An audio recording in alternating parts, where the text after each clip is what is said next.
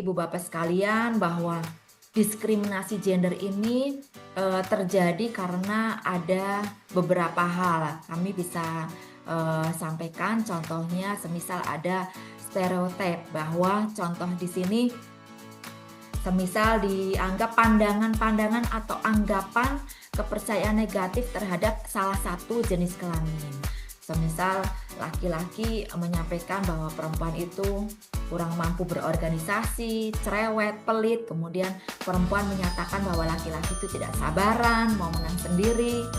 Kemudian diskriminasi yang berikutnya adalah marginalisasi. Jadi menyingkirkan kepentingan hak kebutuhan berdasarkan jenis kelamin. Contohnya ketimpangan gender ini sama-sama lulusan SD, tapi yang perempuan jadi buruh, yang laki-laki jadi mandor. Kemudian subordinasi, bahwa menyatakan ada salah satu pihak yang superior dan inferior. Perempuan dianggapnya sebagai sekretaris, kemudian laki-laki cocoknya direktur. Beban ganda barangkali bagi ibu yang rumah tangga dan bekerja. Jadi semuanya harus dilakukan, padahal ini merupakan kerja kita bersama. Di rumah bisa ada peran ayah, termasuk peran ayah dalam pengasuhan juga menjadi salah satu yang harus dilakukan. Kemudian diskriminasi yang berikutnya adalah kekerasan, suatu serangan terhadap fisik maupun psikologis terhadap salah satu jenis kelamin.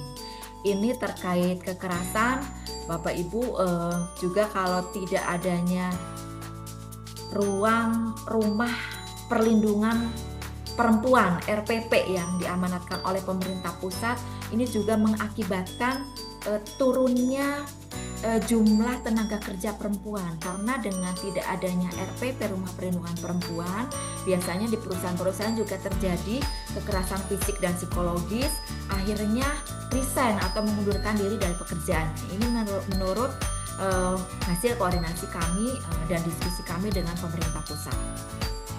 Kemudian Bapak Ibu, pentingnya PUG ini masuk dalam proses tahapan pembangunan yang tadi kami sampaikan, 7 tahapan mulai dari proses perencanaan sampai dengan pelaporan, bahwa Bapak Ibu yang perlu diketahui bersama adalah pengarusaman gender ini merupakan strategi ya, nanti terintegrasi dalam proses pembangunan, perencanaan sampai dengan pelaporan, kemudian tujuannya untuk mewujudkan kesetaraan dan keadilan gender agar semuanya setara dalam akses, partisipasi, kontrol, manfaat yang sama dalam pembangunan. Bahwa ternyata perspektif gender dalam pembangunan itu masih diperlukan karena apa? Karena masih ada kebijakan yang bersifat netral atau bias gender.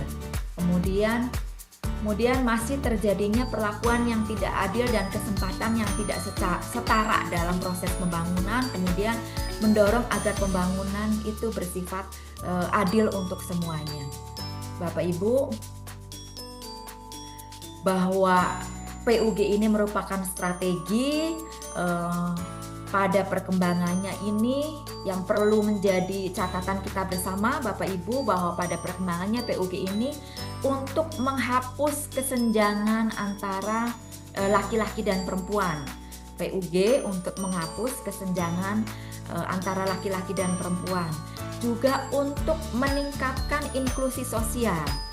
Juga untuk meningkatkan inklusi sosial bagi kelompok marginal lainnya ya.